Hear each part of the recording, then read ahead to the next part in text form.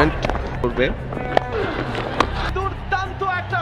জিততে থাকা ম্যাচটায় হুট করেই আলোক স্বল্পতার কারণে আর খেলা হলো না, কিন্তু তাতে কি, ততক্ষণে বগুড়া স্টেডিয়ামে কয়েক হাজার মানুষের মন ভরিয়ে দিয়েছেন ভবিষ্যতের বাংলাদেশের তারকারা। আজিজুল হাকিম, তামিম, জাওয়াদ আবরারদের তো সবাই চেনে, কিন্তু এদিন নতুন করে চিনল আরেক তারকাকে।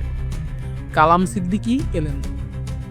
যুব ক্রিকেটে নিজের প্রথম শতকে বাংলাদেশকে আফগান যুবাদের বিপক্ষে ডিএল মেথডে জয় এনে দিয়েছেন কালাম।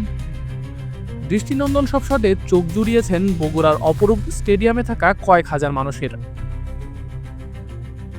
বাংলাদেশের এই অনূর্ধ্ব-19 দলটায় ইতোমধ্যেই তারকা বনে গেছেন বেশ কজন ক্রিকেটার। অধিনায়ক তামিম সহ অধিনায়ক আবরার সহ আরও বেশ কজন ইতোমধ্যেই দেশব্যাপী পরিচিতি পেয়ে গেছেন।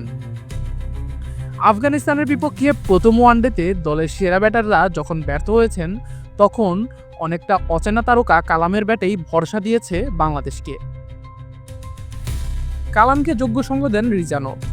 দুজনের 139 রানের জুটিতে অনেকটা জয় নিশ্চিত হয়ে যায় বাংলাদেশের। শেষ অবধি বাংলাদেশ যখন 231 রানে, তখন আলোক স্বল্পতায় খেলা বন্ধ ঘোষণা করা হয়। ডাকওয়ার্থ লুইস মেথডে 5 রানে জেতে বাংলাদেশ। ক্যারিয়ারের প্রথম যুব ওয়ানডে সেঞ্চুরি করে জয়ের নায়ক কালাম। এর আগে নিজের সর্বোচ্চ 95 রান করেছিলেন শ্রীলঙ্কা যুব দলের বিপক্ষে। 20টা যুব ওয়ানডেতে প্রায় 40 গড়ে 668 রান করে দারুণ একজন মিডল অর্ডার ব্যাটার হওয়ারই স্বপ্ন দেখাচ্ছেন এই ব্যাটার। আগামী বছরের যুব বিশ্বকাপের আগে অনেকটা শেষ পর্যায়ের প্রস্তুতি চলছে বাংলাদেশের।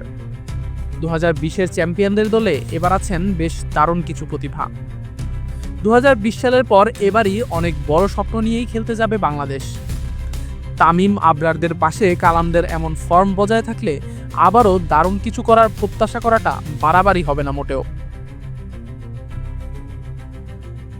আশিকুর রহমান শান্ত, ডি স্পোর্টস।